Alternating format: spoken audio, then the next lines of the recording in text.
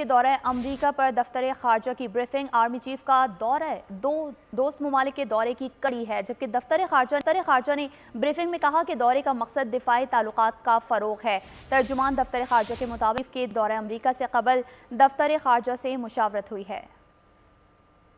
मजीद तफसीलात जानेंगे अनवर अब्बास से। जी अनवर, बताइए।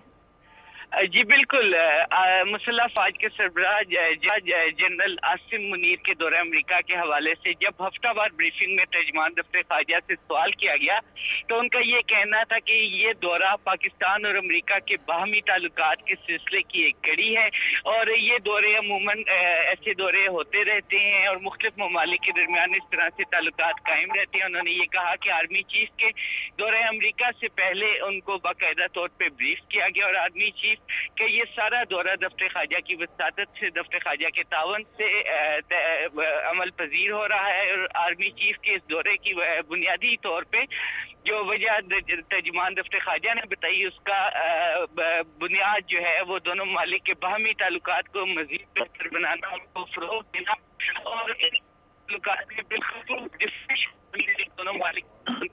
ठीक है अनवर अब्बास, आपका बहुत शुक्रिया। सैफर केस का इन कैमरा ट्रायल करने की दरख्वास्त पर